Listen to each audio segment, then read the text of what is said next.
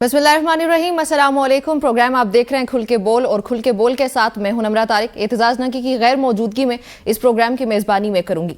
अच्छा नाज़रीन, पाकिस्तान SCO जैसा एक इंपॉर्टेंट इवेंट होस्ट करने जा रहा है, जो कि पाकिस्तान के लिए मैं समझती हूँ कि सिफारती तौर पर पाकिस्तान की बहुत बड़ी जीत है। ये ना सिर्फ सिफारती तौर पर बल्कि मुआशी तौर पर पाकिस्तान को बहुत फायदा पहुंचाने जा रहा है, इक्तिसादी तौर पर, उसके अलावा तिजारती तौर पर भी।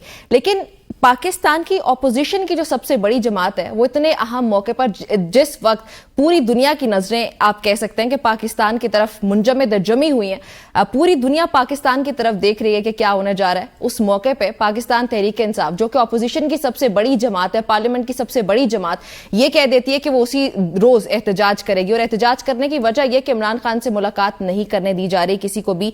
आज समात भी हुई, उसमें सलमान अकरम राजा कहते हैं कि इमरान खान कोई आम शख्सियत नहीं है, एटलीस्ट उनकी बहन और डॉक्टर, जो कि बिल्कुल वैलिड बात है। लेकिन आई थिंक सो कि यहां पे ऑपोजिशन को रिवाइज करना चाहिए अपनी पॉलिसी पे। प्रोग्राम में आगे जाके इस पे बात करते हैं। उसके अलावा आईनी तरमीम को लेके जो बहस है वो तो काफी दिन से चलती आ रही है, उसकी गूंज अभी तक ठंडी नहीं हुई है। लेकिन जो मुलाकातों का सिलसिला है वो आई थिंक सो कि तेज होता जा रहा है। बिलावल भुट्टो जरदारी की फौरन इजलास के बाद या किसी अहम मौके के बाद मुलाकात हो रही है मौलाना फजलुर रहमान से। लेकिन उन मुलाकातों से निकल क्या रहा है, इस पर भी डिटेल्ड एनालिसिस करते हैं प्रोग्राम में आगे जाके। एनालिसिस के लिए हमारे साथ मौजूद कौन है वो आपको इंट्रोड्यूस कराती चलूं। बशारत राजा साहब हमें ज्वाइन कर रहे हैं, सलमान अनीस हमें ज्वाइन कर रहे हैं, उसके अलावा हमें ज्वाइन कर रहे हैं मोहम्मद इमरान, और ब्यूरो चीफ लाहौर से हमें ज्वाइन कर रहे हैं उमर दराज गोंदल। सबको खुशामदीद कहते हैं। बशारत, सबसे पहले तो आपकी तरफ आती हूँ, खुशामदीद भी कहूंगी आपको प्रोग्राम में। मुझे ये बताइएगा कि जो अपोजिशन ने फैसला किया है पाकिस्तान तहरीक इंसाफ ने कि अगर इमरान खान से मुलाकात ना करने की इजाजत मिली तो हम लोग एहतजाज करेंगे, तो 15 तारीख को एहतजाज करने का यह फैसला दुरुस्त लगता है? बहुत शुक्रिया निमरा। वैसे तो इस्लामाबाद हाई कोर्ट ने भी वहाँ पर पटिशन दायर की थी उनकी सिस्टर ने, इमरान खान की सिस्टर ने। तो इस्लामाबाद हाई कोर्ट ने तो भी वो कहा जी कि वो फैसला, उन्होंने कहा जी कि मुलाकात होगी, लेकिन जब तक वो पाबंदी है, पाबंदी के बाद। लेकिन यही इस्लामाबाद हाई कोर्ट थी जब ये इमरान बैठे हुए हैं, इमरान को पता है वो केस इमरान ने भी कवर किया था। जब नवाज शरीफ का बाहर जाने का मुद्दा था तो इस्लामाबाद हाई कोर्ट ने कहा था जी कि अगर नवाज शरीफ को कुछ हो गया तो जमानत कौन देगा। अब देखिए, गवर्नमेंट पाकिस्तान ने पाबंदी तो लगाई है इमरान खान के हवाले से, उनसे मुलाकात करने के हवाले से। तो उनके कोई पता नहीं है कि इमरान खान के हवाले से ये खबरें भी आ रही है कि वो शायद कोई बीमार हैं या इस तरह की बहुत सारी चीज़ें। लेकिन ये है कि उनका स्पोक्स पर्सन था जब जो मुलाकातें करता था, इंतज़ार हुसैन बंजोथा, वो भी गायब है, वो भी कहीं नहीं मिल रहा। और वो उसका भी केस जज इस्लामाबाद हाई कोर्ट के चीफ जस्टिस आमर फारूक की अदालत में था, उन्होंने उसको भी लटका दिया है। वो 17 के बाद, छुट्टियों के बाद उस पर ले गए। और इस सूरत में मैं समझता हूँ कि पाकिस्तान तहरीक इंसाफ के पास कोई रास्ता और बचता नहीं है। वो करें क्या, करे क्या। लोग उठाए जा रहे हैं, रोज़ाना सोशल मीडिया पर खबरें मिलती हैं, आज फलां जगह से ये उमर दराज गोंदल साहब बैठे हुए, लाहौर से मिलती है जी कि फलां बंदा उठाया गया है, फैसलाबाद से उठाया गया है। अब क्या करें, हुकूमत को भी चाहिए कि वो थोड़ा बहुत उसका लचक का मुजाहरा करे और कम अज़ कम इमरान खान तक तो रसाई देनी चाहिए। और बाकी जो शंघाई इजलास हो रहा है इस हवाले से पाकिस्तान तहरीक इंसाफ को भी थोड़ा सा, मैं समझता हूँ कि थोड़ा सा ख्याल करना चाहिए और कोई ऐसा नहीं करना। एहतजाज देखें, जमहूरियत, तमाम जमहूरी ममालिक में जब ओबामा या बाइडन गया था हिंदुस्तान, तो उस वक़्त वहाँ पर दिल्ली में एहतजाज हो रहा था किसानों का। एहतजाज जमहूरियत का हक है, वो देता है, आपका आइन उसका हक देता है। लेकिन एहतजाज जो है उसमें वायलेशन नहीं होनी चाहिए, उसमें तशद्दुद नहीं होना चाहिए, पुरतशद्दुद एहतजाज नहीं होना चाहिए। बाकी एहतजाज जमहूरियत का हुस्न है और वो होना चाहिए। हर मुल्क का, हर जमहूरी मुल्क का आइन उसकी इजाज़त देता है। ठीक हो गया। अच्छा, बशारत राजा के पॉइंट के साथ ही सलमान आपकी तरफ आती हूँ। ये बताएं कि जो बशारत राजा ने बात की है वो बहुत हद तक आपको नॉर्मल भी लगेगी कि क्या हुकूमत पे भी जिम्मेदारी आयद नहीं होती कि वो हालात को नॉर्मलाइज करने की कोशिश करे, जब आपको पता है कि SCO जैसा इतना बड़ा इवेंट होने जा रहा है जो कि पाकिस्तान के लिए इतना बड़ा एजाज है और ऑलरेडी इस पे बहुत सारे क्वेश्चन रेज भी होंगे। तो उस मौके पर जाके हुकूमत को भी थोड़ी सी जिम्मेदारी का मुजाहरा करना चाहिए था, नहीं मुलाकातें नॉर्मल कर दे। देखें, शायद ये किया एज अ पॉलिसी ही गया है कि खान साहब की जो कम्युनिकेशन है उसको जो है वो काटा जाए, ताकि वो जो अपनी बयानबाजी से लोगों को इश्तियाल दिलाते हैं उसके ऊपर किसी हद तक जो है वो कंट्रोल किया जा सके। और ये जो एहतजाज की कॉल है ये गालिबन उनकी पार्टी की कोर कमेटी जो है उसने अनाउंस की है कि हमें क्योंकि मिलने नहीं दिया जा रहा इमरान अहमद खान नियाज़ी साहब से, तो ये मामला एहतजाज के ऊपर जाएगा और ये इसका फैसला हम सड़क के ऊपर करेंगे। देखें, दो तीन चीज़ें हैं इसके ऊपर निमरा। सबसे पहली चीज़ तो ये है कि जब भी कोई कंस्ट्रक्टिव, कोई पॉजिटिव चीज़ होने लगती है तो खान साहब और उनकी पॉलिटिकल पार्टी जो है वो एकदम से एजुटेशन के ऊपर आ जाती है। अगर आप हालिया डेवलपमेंट्स देखें पिछले हफ्ते 10 दिन की, तो उसमें आपका IMF का जो बेल आउट पैकेज था उसके ऊपर बहुत ज़्यादा निगाह थी। कोई 6-7 बिलियन डॉलर का वो पैकेज है। उसके बाद 6 अरब डॉलर का एशियन डेवलपमेंट बैंक का पैकेज है। किंगडम ऑफ सऊदी अरेबिया का पूरा डेलीगेशन आया हुआ है, 2 बिलियन डॉलर उन्होंने प्लेज किए हैं। IPPs का मामला जो है वो सॉर्ट आउट होने जा रहा है। तो जब कोई चीज़ें किसी तरफ कंस्ट्रक्टिव जाती हैं तो इनकी अवलीन कोशिश ये होती है कि एजुटेशन करें और इसको सड़क के ऊपर लेके आएं। अब मामला खान साहब ने ओवर द ईयर्स ये सारी लड़ाई जो है ना वो डू एंड डाई सिचुएशन के ऊपर डाल ली है, अपने लिए भी और बाकी स्टेक होल्डर्स के लिए भी। जो कॉन्स्टिट्यूशनल अमेंडमेंट्स का मामला है उसके ऊपर उनका जो भी पॉइंट ऑफ व्यू है और जो उनकी पार्टी स्टैंस ले रही है, उनको लगता है कि 25 अक्टूबर के बाद उनकी पॉलिटिकल पार्टी की मौत वाकई हो जाएगी अगर काजी फाइज ईसा फॉर सम ऑड रीजन रुक गए तो। So they are going to put in the best show that they can. और जिस तरह ये अभी बात कर रहे थे राजा साहब कि अगर PTI एहतजाज ना करे तो वो क्या करे, मेरे ख्याल में तो अगर वो थोड़े दिनों के लिए खामोशी अख्तियार कर लें in the vast interest of the country तो सबके लिए बेहतर हो सकता है। और ये खामोशी अगर उन्होंने पहले इख्तियार की होती और बढ़के ना मारी होती और गवर्नमेंट को कभी धमकाने की और कभी डराने की जो सियासत है इसको ये लेके आगे ना चले होते तो शायद गवर्नमेंट का जो स्टैंड है वो भी इतना हार्ड ना होता। ये इनकी अपनी बड़कबाजी की वजह से भी कुछ गवर्नमेंट जो है वो बैकफुट पे ज्यादा चली जाती है और एग्रेसिव हो जाती है। तो देखें, बयानबाजी तो फिर हर तरफ से ही होती है। जी बिल्कुल है, कुछ रिएक्शनरी है, कुछ प्रोवोकेटिव है, कुछ प्रोपेगेंडा का हिस्सा है। तो सारी चीजें जब इतनी ज्यादा जंबल अप होंगी तो उसमें से खैर तो नहीं निकल सकती, शर शर निकलेगा। But I just hope and I pray कि जो सैनिटी है that prevails in all quarters. इसलिए क्योंकि देखें इकोनॉमिकली पाकिस्तान अभी जिस कंडीशन के अंदर है, इस किस्म की ये जो SCO समिट टाइप के जो इवेंट्स हैं उनका होना हमारे लिए बहुत जरूरी है।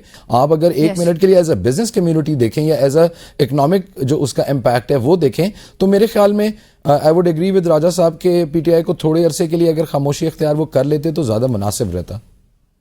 ठीक हो गया। अच्छा इमरान साहब आपकी तरफ आऊंगी, ये बताएं कि पाकिस्तान तहरीक इंसाफ के बानी से मुलाकातों की इजाजत नहीं मिल रही इसलिए वो एहतजाज कॉल कर रहे हैं एक बार फिर से, और ठीक उसी दिन जिस दिन इतना इंपॉर्टेंट कॉन्फ्रेंस होने जा रही है।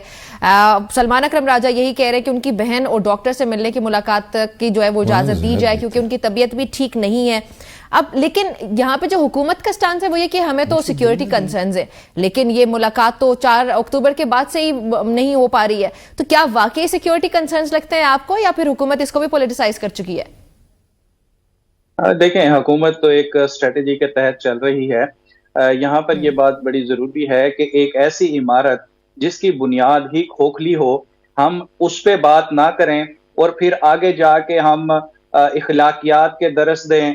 हम एक अपोजिशन जमात, जिसको हम अपोजिशन कह रहे हैं, लेकिन 8 फरवरी के इंतखाबात का अगर कहीं पे कोई ऑडिट हो, कहीं पे इलेक्शन ट्रिब्यूनल को काम करने दिया जाए तो ये हुकूमत आपको नजर कहाँ पे आएगी। इवन के इन नंबर्स में भी तहरीक इंसाफ पार्लियामेंट की सबसे बड़ी पार्लिमानी जमात है। तो एक जमात जिसके मैंडेट पे डाका डाला गया है, वो ये सारे हम बैठ के हर रोज एक नए इशू को डिस्कस करके तहरीक इंसाफ को एहतजाज पे ब्लेम कर रहे होते हैं। तहरीक इंसाफ के अगर बानी चेयरमैन इमरान खान जेल में बैठ के कोई स्टेटमेंट दें, वो अपने नजरिए की पार्टी के पॉलिसी लाइन दें, हम कहते हैं कि जी वो इश्तियाल दिला रहे हैं। लेकिन हम 8 फरवरी के इंतखाबात को क्यों भूल गए हैं? एक जो कॉन्स्टिट्यूशनल डेडलाइन है कि इतने दिन में आपको इलेक्शन ट्रिब्यूनल का फैसला हो जाना चाहिए, जो दूध का दूध है, पानी का पानी, वो सामने आना चाहिए। अभी तक हमारे इलेक्शन ट्रिब्यूनल्स नहीं काम कर रहे। ये बात मैं इसलिए कर रहा हूं कि हम चूंकि रोज नए इश्यूज पे बात करते हैं, जो बुनियादी मुद्दा होता है उसको भुला बैठते हैं। बुनियादी मुद्दा इस वक्त तहरीक इंसाफ का 8 फरवरी के इंतखाबात का ऑडिट है। वो चाहते हैं कि जो फॉर्म 45 पे जीते हुए थे वो पार्लियामेंट में बैठे हैं, वो गवर्नमेंट फॉर्म करें और मुल्क के जो फैसले हैं, इस तरह की जो तंजीमें हैं या इस तरह के जो कॉन्फ्रेंसेस हैं, शंघाई ताउन तंजीम जैसी बड़े आलमी फोरम जो है, अगर पाकिस्तान में एक जो रिप्रेजेंटेशन होगी वही हकीकी नहीं होगी तो फिर वो अवाम का फैसला कैसे होगा? एक हम उठा के किसी को भी बिठा दें, फिर हम कहें कि जी अब चूंकि ये बैठ गए हैं तो जिनका हक था वो अब उनको चुप कर जाना चाहिए, क्योंकि दुनिया से इतने मुल्कों के सदूर आ रहे हैं। लेकिन ये भी तो इमरान साहब अंडरस्टूड है ना कि आप उसी तारीख को अगर एहतजाज करेंगे तो क्या उसी रोज ऑडिट हो जाएगा? क्या उसी रोज 8 फरवरी के जो फैसले वो रिवर्स हो जाएंगे? नहीं होंगे ना। तो आप तो इस तरह तो फिर मुल्क की ही बदनामी हो रही है जहां पे पूरी दुनिया आपको देख रही है। ये भी तो दुरुस्त तरीका भी तो नहीं है। बात उनकी दुरुस्त हो सकती है, आई एग्री विद यू, लेकिन तरीका दुरुस्त नहीं लगता, मुझे नहीं लगता। देखें, शायद मुझे भी ना लगता हो, लेकिन जो एक हकायक पे हम हकायक को मसख नहीं करना चाहिए ना। एक अगर पाकिस्तान में कहीं पे उनकी बात नहीं सुनी जा रही और वो आलमी कुव्वतों के सामने हम क्या अपना फेस बनाना चाहते हैं? पूरी दुनिया ने रिपोर्ट किया था जो 8 फरवरी को हुआ था, जिस तरह से मैनिपुलेशन हुई, जिस तरह से पोलिंग का अमल चला, फिर जिस तरह से तहरीक इंसाफ से बल्ले का निशान लिया गया, वो सारा पूरी दुनिया को पता है। और अभी भी बार बार हम इस प्रोग्राम में ये बात कर चुके हैं कि खासतौर पे चाइना इस चीज पे जोर देता आ रहा है कि आप अपने मुल्क में पॉलिटिकल स्टेबिलिटी पे काम करें।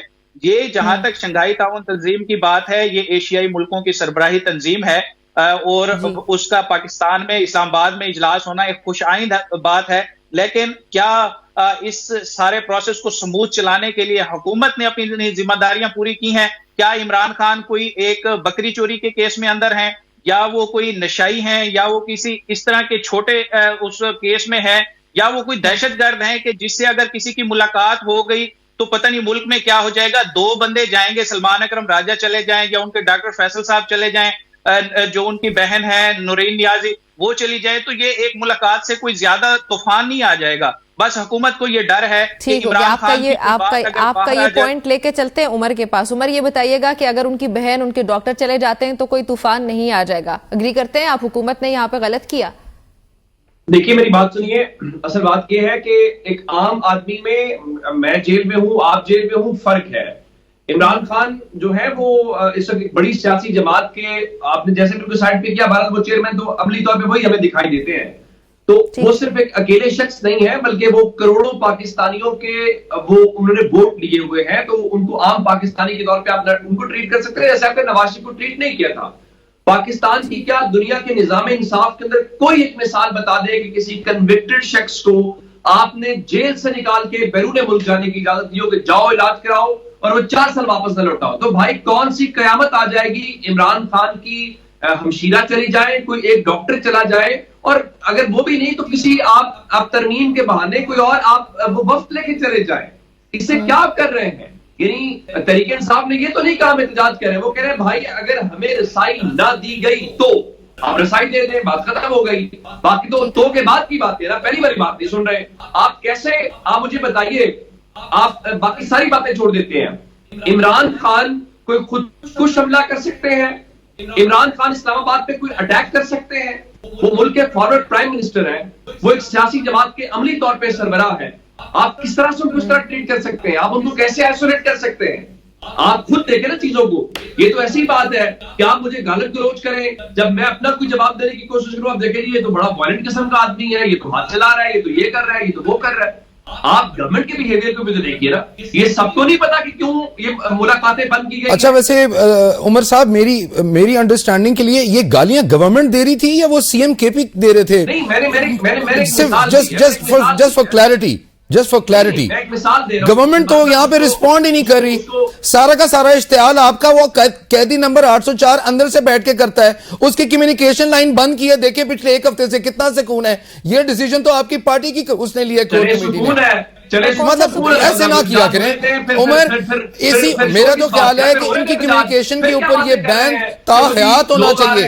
वो जो इश्तेहाल जेल के अंदर बैठ के फैला रहे हैं उसकी बिल्कुल उनको इजाजत नहीं दी जा सकती। उन्होंने कोई नहीं है और टकरा मारता है, खाना खाता है, कुक्कड़ पाड़ता होते बात के अंदर एहतजाज करो, उसके पीछे यहाँ पे लोग जख्मी होते हैं। आप अजीब बातें कर रहे हैं। आप बताएं ना, पिछले हफ्ते यहाँ पे इस्लामाबाद में जो कुछ हुआ है उसका क्या हासिल हसूल हुआ? केपी का जो सीएम है वो भागता फिर रहा था यहाँ पे इस्लामाबाद में। प्लीज सलमान साहब, बिल्कुल ठीक है। इमरान खान साहब की कम्युनिकेशन ताहयात बंद होनी चाहिए।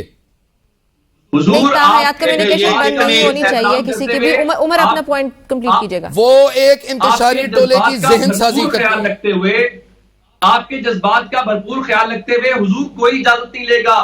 प्रैक्टिकल सियासत करें। आपने डी चौक उस दिन क्या कुछ किया हुआ था? फोन बंद, इंटरनेट बंद, खंदकें खोद दी, कंटेनर्स लगा दिए, दफा और उसके बाद चोर दरवाजे से केपी का सीएम आया, यहाँ पे लोग तशद्दुद का निशाना पुलिस को बनाते रहे, एक यहाँ पे हिजान की कैफियत रही, केपी का सीएम आया यहाँ पे, उसके बाद केपी हाउस चला गया, नहा धो के एयर कंडीशन कमरे के अंदर सारी रात गुजार के 12 जिले टपते रहे। यार खुदा का वास्ता है, आप ये जो इतने पक्के मुंह के साथ झूठ बोलते हैं ना, मुझे ताज्जुब होता है कभी कभार। भी कवर करना है, उमर का पॉइंट कंप्लीट होने दीजिएगा जी। उमर अपना पॉइंट जल्दी से कंप्लीट करें। मैं कह रहा हूं कि इजाजत थी नहीं थी, इजाजत ना होने के बावजूद लोग पहुंचे कि नहीं पहुंचे, तमाशा आप खुद लगवा रहे हैं। पाकिस्तान को छोड़िए, दुनिया को पता है, रात उनके सिफारत खाने रिपोर्ट्स भेजते हैं, वो आपके मेरे तबसरों पे नहीं बैठे होते। यकीनन उन्होंने बताया होगा कि केपी के कहां पे थे रात को एहतजाज में। जी बिल्कुल, उस रिपोर्ट में आया है, सब जगह के ऊपर आया है। अब इसके ऊपर भी तवज्जो डालें कि केपी की अपनी जो गवर्नमेंट है वो क्यों नहीं अपने सीएम के साथ चल रही। सलमान साहब, आपकी तरफ मैं नेक्स्ट क्वेश्चन के साथ आती हूँ, आपकी बात सुनेंगे। इस वक्त हम आते हैं बशारत की तरफ। बशारत, ये बताइएगा कि आईनी तरमीम की गूंज जाहिर चल रही है, मुलाकातें भी चल रही हैं। पाकिस्तान तहरीक इंसाफ मुलाकात करके बाहर आती है तो वो बड़ी खुश दिखाई देती है, हुकूमत करके आती है तो बहुत खुश दिखाई देती है। आज भी इजलास हो गया पार्लिमानी कमेटी का, कल फिर से होने जा रहा है। आप क्या एक्सपेक्ट कर रहे हैं, क्या होगा? ये बस इजलास खेलेंगे, उसके बाद तो होगा तो कुछ भी नहीं। ये देखें, अगर इनके पास नंबर ही पूरे नहीं है ना, अगर इनके पास नंबर पूरे ना होते तो आप वो ट्विटर पे खास जो माइंड सेट है, जो जिनकी तरफ से व्हाट्सएप आता है और ट्वीट करते हैं, उनकी चीखें आपको सुनाई ना देती हूँ। ये उनके पास नंबर पहले 2-3 नंबर कम थे, अब तो हुकूमत के अपने नंबर वो भी गायब हो गए ना। नून लीग के सीनेटर कुछ उनको वोट नहीं दे रहे, और मेरी इतलात ये है कि नून लीग के अपने एमएनए भी वोट नहीं दे रहे। और एक और बात ये है कि इसमें ये जो बिलावल जरदारी साहब सीवी लेकर घूम रहे हैं ना, वो कभी इधर जा रहे हैं कभी उधर जा रहे हैं, सीवी लेकर आईनी अमेंडमेंट करनी है जी, उसको भी ये बढ़ाना है जी। मौला फजल रहमान साहब के पास जाते हैं, मौला फजल रहमान साहब बेंच की बात करते हैं, वो आईनी अदालत की बात नहीं करते। तो इस सारे मंजरनामे मियां मोहम्मद नवाज शरीफ बड़ा गाग किस्म का सियासतदान है, वो अपनी दाढ़ी क्यों देगा बिलावल जरदारी के हाथ में? वो तो कभी नहीं देंगे बिलावल जरदारी के हाथ में दाढ़ी, वो तो कभी नहीं चाहेंगे कि मैं प्राइम मिनिस्टरशिप बिलावल को दे दूं, ये कभी किसी सूरत में नहीं होगा। हाँ, ये हो सकता है कि जिस पर मौलाना फजल रहमान ने जो आईनी बेंच के हवाले से बात की है कि आईनी बेंच बनाया जाए सुप्रीम कोर्ट में, उस पर यह बात किसी न किसी ये इत्तेफाक राय हो सकता है कि आईनी बेंच बनाया जाए। उसमें सुप्रीम कोर्ट के जो सीनियर जजेस हैं वो होंगे, या हाई कोर्ट के सीनियर जजेस लेंगे वो होंगे। बाकी ये बेल मुंडे नहीं चढ़ेगी किसी सूरत में, मुझे चढ़ती हुई नजर नहीं आ रही। और देखिए, अगर ये होती ना तो उस दिन जिस दिन ये सारे लोग इकट्ठे थे, वो मोहसिन नकवी साहब जा रहे हैं जी, आ रहे हैं जी, वो मुझे बंदर का कॉल याद आ रहा है। बंदर कह रहा है जी कि मैं वो किसी का बंदर बन गया, बादशाह बन गया, तो खरगोश का वो खा गई उसके, तो उसकी माता गई उसके पास, उसने कहा बंदर को बादशाह सलामत, शेर तो खरगोश को खा गया, आप बादशाह बने हुए। वो बंदर कभी एक डाल पर जाए कभी दूसरे पर जाए, तो उसने कहा जी तू मेरी आनियाँ जानियाँ देख, मैं कोशिश कर रहा हूँ, तो उस वक्त हो जाते। ये सिर्फ आनी जानिए, बाकी कुछ भी नहीं होगा। चले जी, बिलावल साहब की भी आनियाँ जानिए। सलमान, आपका पॉइंट आप लेते हैं। मुझे ये बताएं कि मौलाना साहब कह रहे हैं कि पहली बार मुसवदा हमसे शेयर कर लिया गया, अब एक जमात को ड्राफ्ट मिल रहा है, बैरिस्टर गोहर उसी मीटिंग में वो कह रहे हैं हमें तो कोई ड्राफ्ट नहीं मिला है। तो हुकूमत को नहीं चाहिए था कि अपोजिशन की सबसे बड़ी जमात है उनको भी जरा कॉन्फिडेंस में ले लेते और उनके साथ भी ड्राफ्ट शेयर किया जाता, क्योंकि जाहिर है आईनी तरमीम का मामला कुछ एक बात मैं इसमें थोड़ी सी ऐड कर लूं जी प्लीज। ये जो आईनी तरमीम, ये 25 करोड़ आवाम को पिंजरे में बंद करके फेंकने की बात की जा रही थी। इसका क्रेडिट आप मौलाना फजल रहमान को दें कि पिछली दफा वो उन्होंने वो आईनी दीवार बन के सामने खड़े हो गए, उन्होंने कहा ये नहीं हो सकता। लेकिन अब देखना होगा बशारत साहब कि अब भी दीवार बन के खड़े होते हैं या नहीं। सलमान बताइए। वो जो आईनी बेंच की बात कर रहे हैं उसी पर लेकर आएंगे वो, मेरे ख्याल में हुकूमत को। ओके जी सलमान, मेरे सवाल का जवाब दीजिएगा। जी देखें, इसमें लार्जर कंसेंसस जो तमाम पॉलिटिकल पार्टीज की तरफ से आ रहा है, उसके अंदर जो कॉन्स्टिट्यूशनल रिफॉर्म्स हैं उसके अंदर चंद शक्यों के ऊपर तो जो मैंने पहले एक बात की है कि कंसेंसस है, जिसके अंदर आपकी कॉन्स्टिट्यूशनल कोर्ट्स का मामला है या कॉन्स्टिट्यूशनल बेंच बने। तो देखें, कहीं ना कहीं जो सुप्रीम कोर्ट की पावर्स हैं उसके अंदर डेवोल्यूशन ऑफ पावर्स होंगी, वो उतनी ज़्यादा इफेक्टिव नहीं रहेंगी आगे आने वाले दिनों के अंदर जितने वो अभी हैं। वो मौलाना उनको कन्विंस कर पाते हैं कॉन्स्टिट्यूशनल बेंच के लिए, या गवर्नमेंट उनको कन्विंस कर पाती है पूरी की पूरी कॉन्स्टिट्यूशन अमेंडमेंट के लिए और एक पूरी अलहदा सेपरेट कोर्ट के लिए, ये आगे आने वाला वक्त ही बताएगा। बट फॉर नाउ, जिस तरह नंबर गेम्स की भी बात हो रही है, देखें पाकिस्तान के अंदर कोई भी चीज़ खारिज अज़ इम्कान नहीं है। There is nothing impossible in politics, specially in Pakistan. जिस किस्म की कानून साजी हमने पिछले दिनों में देखी है, खासतौर पे जो 63A के बाद जो मामलात हैं वो बहुत मुख्तलिफ होंगे।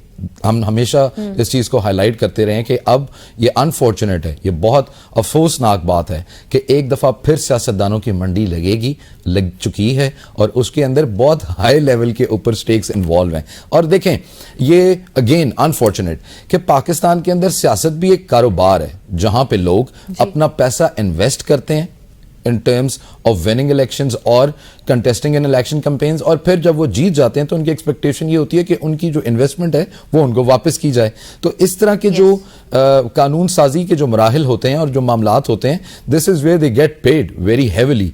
तो अभी बाजार गर्म है, बोलियां लग रही हैं। और आप जो बात करें राजा साहब, बिलावल भुट्टो जरदारी साहब की, आप ये बात भूल गए हैं कि उनको उनके वालिद साहब की बैकिंग है, जो सदर पाकिस्तान है, वो भी इस सियासत के अंदर एक बहुत इंपॉर्टेंट रोल प्ले कर रहे हैं। और आप यहां पे वो जिस तरह जरदारी साहब हमेशा कहते हैं कि you can not buy everything in Pakistani politics, sometimes it's your connections, sometimes it's your background links.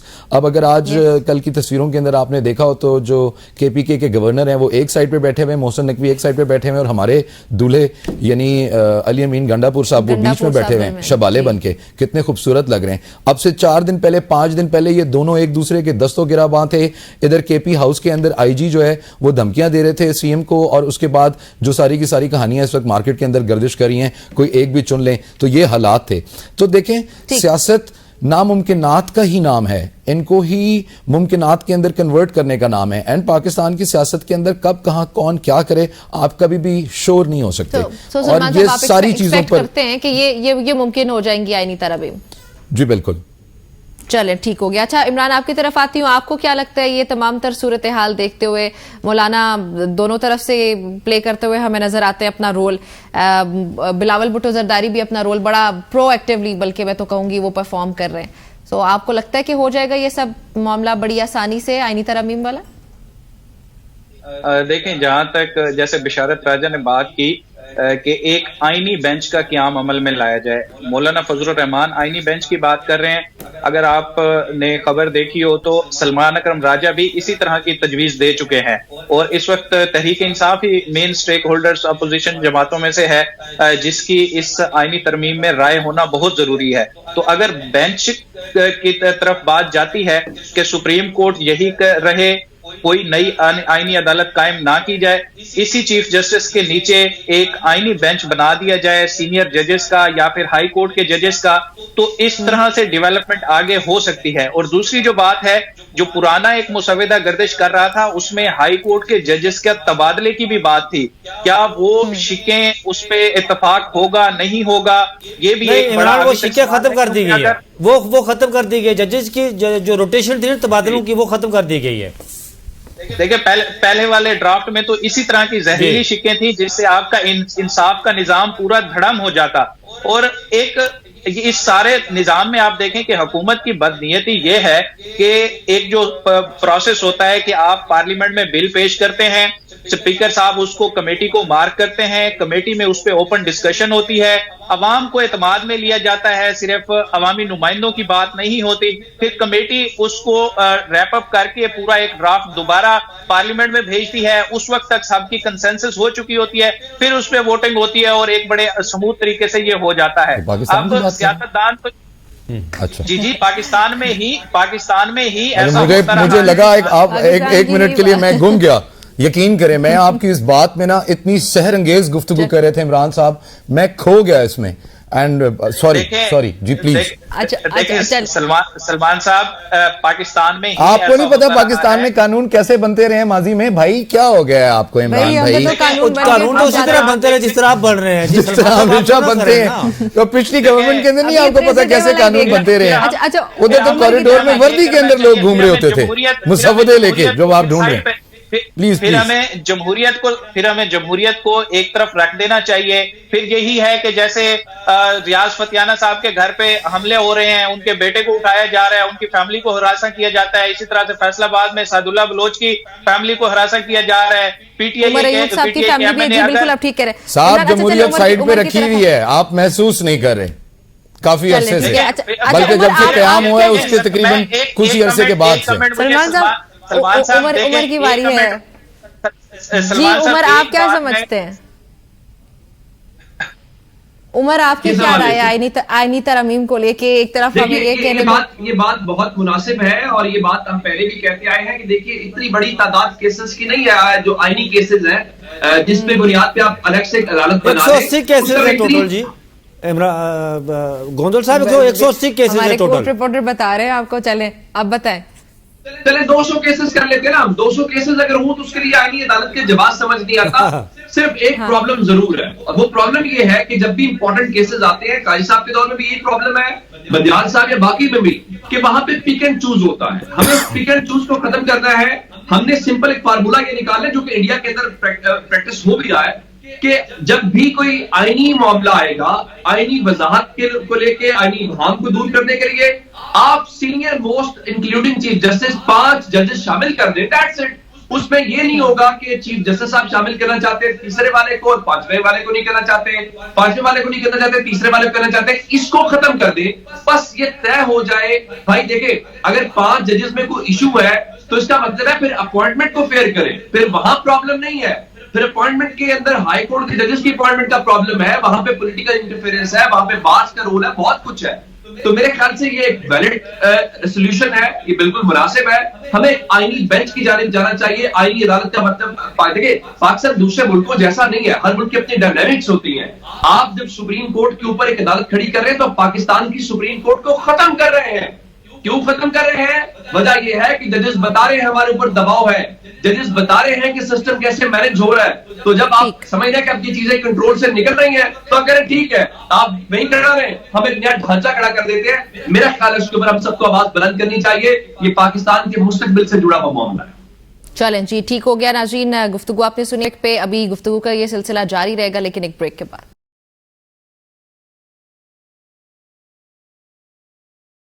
Welcome back everybody. एक बार फिर से आपको खुशामदीद भी कहते हैं और गुफ्तगू का ये जो हमारा सिलसिला है इसको आगे भी बढ़ाते हैं। बशारत साहब, सबसे पहले तो आपकी तरफ आती हूँ, बताइएगा, सुना है आपको तो आज डोलची का एक और नया लकब भी मिल गया, बल्कि आपको क्या मुझे भी मिला, ये तो उमर को भी मिला। जी बिल्कुल ऐसा ही है। ये आज सुप्रीम कोर्ट में नजरसानी बल्ले वाला जो केस था 13 जनवरी को जिसका फैसला सुनाया गया था, उसकी आज नजरसानी लगी हुई थी। तो पाकिस्तान तहरीक इंसाफ की तरफ से तो कोई नहीं गया था वहाँ पर, ना ही इलेक्शन कमीशन पाकिस्तान की तरफ से। अकबर एस बाबर साहब, ये उमर राज गोंदल साहब को पता होगा कि अकबर एस बाबर साहब का स्टेटस क्या है, और वो पता नहीं बानी पार्टी मेंबर हैं क्या नहीं। उनके वकील गए हुए थे और वो बैठे हुए थे, तो काफ़ी ज़्यादा बैठे हुए थे आज। तो चीफ जस्टिस साहब ने एकदम से वो बर्बाद देते हुए कि जी कहाँ है अहमद खान साहब, आए नहीं, इल्तवा की दरख्वास्त आई है, वो पिछली बातें करते करते उन्होंने एकदम से कहा जी कि ड्रम बीटर का लफ्ज़ इस्तेमाल किया। उन्होंने कहा कि यहाँ कोर्ट रूम के अंदर बैठे हुए लोग जो है वो बिलखुसूस हमारी तरफ देख कर, ड्रम बीटर का मतलब होता है डोलची। ये बात यहाँ से आज से नहीं शुरू, ये बात डॉलर खोर से शुरू हुई। पहले कहा गया जी डॉलर खोर, ये देखे जी डॉलर खोर है, ये डॉलर कमाते हैं, यूट्यूब पर झूठ बोलते हैं, बाहर जाकर लोगों के प्रोग्राम करते हैं, फिर वो पता नहीं क्या होता है। फिर इन्होंने कहा ये प्रोपेगेंडा करते हैं जाकर। फिर इन्होंने हमें बकाऊ माल भी कहा, साफियों को एक दिन कहा ये बकाऊ माल है।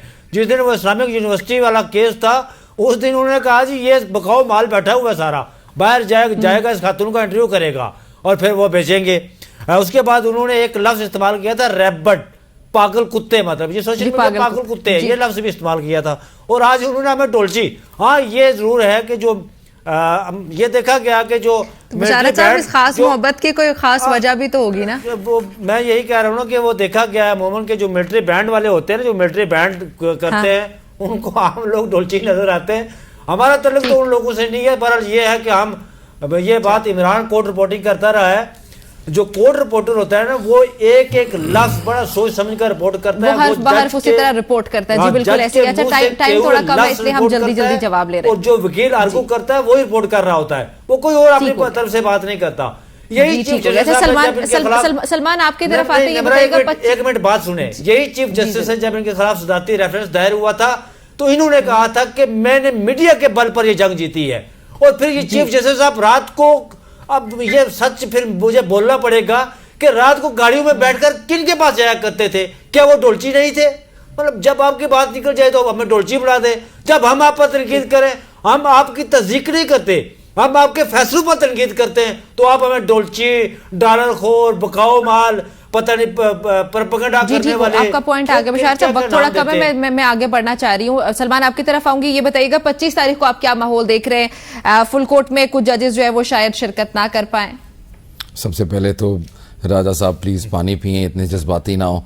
मेरा ख्याल है ये राजा साहब की और काजी साहब की ज़ाती रंजिश है जो एकदम से ऑन स्क्रीन आ गई हुई है। I hope it ends well and I also hope. और अब आपके सवाल का जवाब निम्रा कि जिस तरह हमारे दोस्त जज्बाती हुए हुए हैं एंड एट लार्ज हमारे वकला भी जज्बाती हुए हुए हैं, और उसके अलावा हमारे पीटीआई के जो फॉलोअर्स हैं वो भी जिस तरह जज्बाती हुए हैं, मेरा ख्याल है काजी साहब के लिए खैर आफियत इसी में है कि वो 25 को रुखसत ले लें। अगर उन्हें गवर्नमेंट रोकने की कोशिश करे तो भी वो रुखसत ले ही लें, क्योंकि हालात मेरे साथ तो इस वक्त बिल्कुल ठीक नहीं लग रहे उनके लिए। एनीवे, बात ये कि देखें, जब जजेस सीट के ऊपर आते हैं उनका आने से पहले जो एक पब्लिक परसेप्शन होता है वो उनके पास ट्रैक रिकॉर्ड के ऊपर बेस्ड या उनके जो डिसीजंस हैं उनके ऊपर बेस्ड एक आगे ट्रिजेक्टरी उसकी की जाती है। What they do once they have the power is a completely different ball game.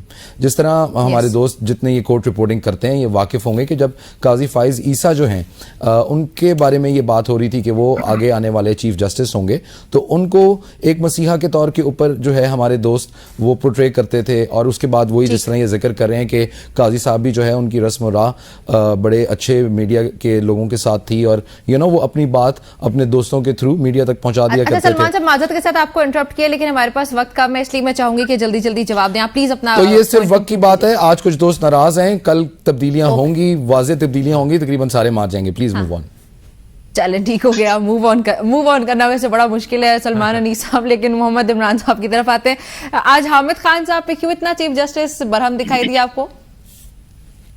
देखें, हामिद खान वो हैं जो तहरीक इंसाफ में होते हुए इमरान खान के खिलाफ गए थे जब काजी फाइज ईसा के खिलाफ रेफरेंस दायर किया गया था, और जब ये चीफ जस्टिस बने तब भी हामिद खान को ये उम्मीद थी कि जैसे बतौर जज काजी साहब इंसाफ का बोलबाला करते रहे हैं और अच्छे अच्छे फैसले उन्होंने दिए थे, बतौर चीफ जस्टिस भी उनका कंडक्ट वैसे ही होगा। लेकिन फिर वो उलट हो गया। अब 2 दिन पहले इस्लामाबाद हाईकोर्ट बार की जो एक तकरीब थी उसमें फिर हामिद खान साहब ने वो पूरी अपनी गलती का भी एतराफ किया और काजी साहब को भी खरी खरी सुनाई है।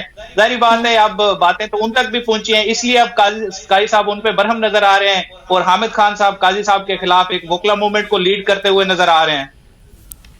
ठीक, अच्छा चले उमर की तरफ आते हैं। उमर, लास्ट 2 मिनट से हमारे पास, जल्दी से बताइएगा कि क्यों वकला जो है वो पेश नहीं हुए? काजी साहब अगर बरहम भी थे तो फॉर रीजंस थे, इलेक्शन कमीशन की जानिब से अगर देखा जाए कोई वकील हाजिर नहीं हुआ? नहीं, उसकी रीजन बड़ी ऑब्वियस है, वो पता है। अगर आपने देखा हो 63A के अंदर भी उन्होंने इतराज किया था, वो तो उन्होंने इस बुनियाद पे इतराज कर लिया कि हमें इस कमेटी के फैसले के ऊपर इतराज है, लेकिन टेक्निकली तो अगर आपको बिशारत साहब भी बेहतर बता सकते हैं, उन्होंने जजेस कमेटी के सामने भी दरखास्तें दी थी कि हमें काजी फाइज ईसा साहब के ऊपर इत्मीनान नहीं है, उनके होते हुए इंसाफ नहीं हो सकता। अब जो एक्चुअल वजह है वो ये है कि हामिद खान साहब ने, जाहिर है वो कह तो कुछ भी सकते थे, अभी तो उन्होंने अपनी फैमिली की मसरूफियात कही है, उन सबको पता है कि तहरीक इंसाफ से इंतखाबी निशान लिया गया। काजी साहब उसको इंट्रा पार्टी इलेक्शंस का नाम देना चाहते हैं, दे लें, लेकिन वो बल्ले का निशान छीन के तहरीक इंसाफ समेत पाकिस्तान के करोड़ों लोगों का बुनियादी हक मारा गया। लेकिन पाकिस्तान के लोगों ने उसके ऊपर गुस्से का इजहार किया और 8 फरवरी को उन्होंने तमाम अंदाजों को, तमाम सेट पैटर्न्स को उल्टा कर रख दिया। अब एक तासुर ये है कि काजी साहब जाने से पहले इस चीज को स्कोर सेटल करना चाहते हैं और वो बताना चाहते हैं या कुछ ना कुछ करके जाना चाहते हैं कि ताकि कहीं ना कहीं बैलेंस हो जाए। मेरा ख्याल है कि तहरीक इंसाफ नहीं चाहती कि काजी फाइज ईसा साहब इस मुतालिक आप केस सुने। अब वो आउटगोइंग चीफ है, उनको मेरे ख्याल से खाने वाले एंजॉय करने चाहिए, उन्हें मुख्तलिफ जो फेयरवेल उन्हें आ रहे हैं वो होने चाहिए, तस्वीरें बनवानी चाहिए, दोस्तों के साथ तस्वीर बनानी चाहिए, वो बनाएं। और जिस तरह से सलमान साहब ने कहा, बिल्कुल ये पैसों की बात नहीं है। खड़ी के ऊपर वक्त खत्म हो गया उमर, वक्त खत्म हो गया, बशारत साहब हो गया। बहुत शुक्रिया आप सबका मैं ज्वाइन करने के लिए। नाज़रीन, गुफ्तगू आपने सुनी है, इजाजत चाहती हूँ, अल्लाह हाफिज।